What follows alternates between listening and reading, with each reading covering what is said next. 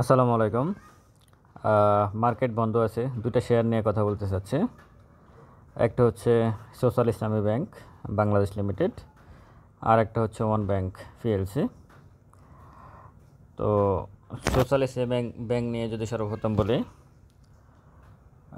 1 minute যে চার্টটা, এর আগে বলে নেই যে কোয়ার্টার 2-তে তার ইপিএস হচ্ছে 0.34, আর নেট অপারেটিং ক্যাশ ফ্লো 60 টাকা 12 পয়সা। অনেক বিশাল, 13 টাকা শেয়ারে 60 টাকা 12 পয়সা হচ্ছে নেট অপারেটিং ক্যাশ ফ্লো। সর্বশেষে 5% ক্যাশ ডিভিডেন্ড দিয়েছিল আর 5% স্টক ডিভিডেন্ড দিয়েছিল। গতকালকে মানে সর্বশেষ ওয়ার্কিং ডেতে তার 40 কোটি টাকার লেনদেন ছিল। তো এটা অবশ্যই ভালো একটা লেনদেন, বিশাল একটা লেনদেন। এর আগের দিনও সেটাতে প্রচুর লেনদেন হয়েছে, কিন্তু 1 মিনিট চার্ট অনুযায়ী 12 টাকা 30 পয়সাতে সর্বোচ্চ লেনদেন হয়েছে সর্বশেষ ওয়ার্কিং ডেজে 12 টাকা 30 পয়সা। কিন্তু শেয়ারটার দাম এই মুহূর্তে আছে 13 টাকা। মানে আগামী ওয়ার্কিং ডেজে শেয়ারটা আসলে 12 টাকা 30 পয়সার নিচে আসার সম্ভাবনা খুবই কম। হ্যাঁ, শেয়ারটা একটু দাম বেড়ে গেছে, কিন্তু তার ভলিউমটা কিন্তু ঠিক আছে। ভলিউমটা গতকালকেও ঠিক আছে, তার আগের দিনও ঠিক ছিল, এবং সর্বশেষ ওয়ার্কিং ডেজও ঠিক ছিল। তো সেই হিসাবে আপনারা এই ব্যাংকটা দেখতে পারেন। এখন তো ইসলামী ব্যাংক, মানে ইসলামী গণনার ব্যাংকগুলাই সবচেয়ে বেশি প্রফিট দিচ্ছে। তো সেই হিসাবে আপনারা সোশ্যাল ইসলামী ব্যাংক এই শেয়ারটা দেখতে পারেন। অবশ্যই বাই সেল আপনাদের নিজস্ব সিদ্ধান্ত। এরপর যদি আমি পরের শেয়ারটা নিয়ে বলি, তাহলে আমি বলবো ওয়ান ব্যাংক শেয়ার। সম্ভবত এই শেয়ারটাতে প্রচুর বিনিয়োগকারী আছে। কারণ হচ্ছে ওয়ান ব্যাংক এটা হচ্ছে ট্রেডিং শেয়ার। ওয়ান ব্যাংক অনেকটা ট্রেডিং শেয়ার, অনেকেরই ইনভেস্টমেন্ট আছে এই ব্যাংকটাতে। কোয়ার্টার 2-তে তার 76 পয়সা প্রফিট ছিল, আর নেট অপারেটিং ক্যাশ ফ্লো 1 টাকা 85 পয়সা। সর্বশেষে 3%, 3.50 ক্যাশ এবং 3.50 স্টক ডিভিডেন্ড দিয়েছে। 1 মিনিট যে চার্ট, সে অনুযায়ী কিন্তু শেয়ারটা কিন্তু সেল ছিল। এখানে প্রচুর বিনিয়োগকারীরা শেয়ার সেল দিয়েছে সর্বশেষ ওয়ার্কিং ডেজে, এবং 2,80,00,000 টাকার শেয়ার লেনদেন হয়েছে। শেয়ারটার প্রাইস এই মুহূর্তে 9 টাকা। তো এবং বুল রানে ছিল, সে লাস্ট ওয়ার্কিং ডেজে বুল রানে ছিল।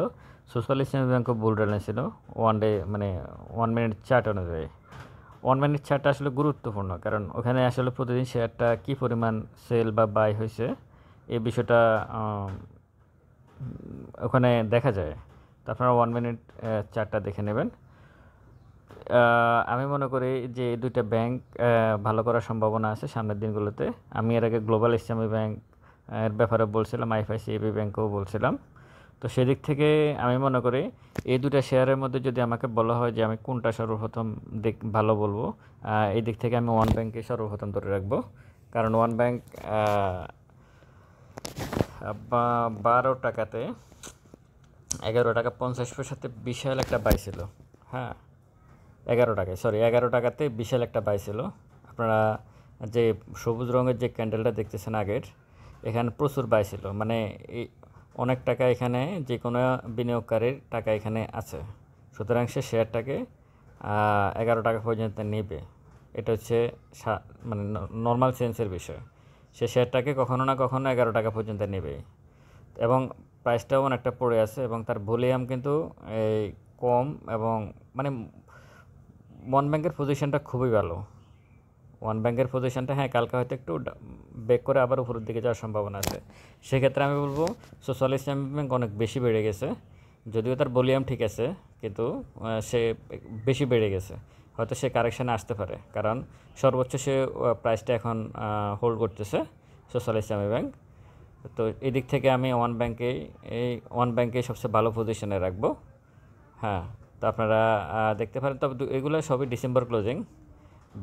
ব্যাংকের শেয়ারের বিষয়ে একটু বলি। ব্যাংকের শেয়ারগুলো যখন আপ ট্রেন্ডে থাকে তখন ভালো, কিন্তু যদি একবার ডাউন ট্রেন্ডে চলে আসে, অনেক দিন আর ব্যাংকের শেয়ারে কিন্তু মুভমেন্ট হয় না। এটা অতীত ইতিহাস এইভাবে দেখা হয় আর কি, দেখা গেছে। কারণ এখানে অনেক ফিড আপ অনেক বেশি, তো যার কারণে এখানে অনেক ব্যাংকের শেয়ারে মুভমেন্ট করতে অনেক টাকা পয়সা লাগে।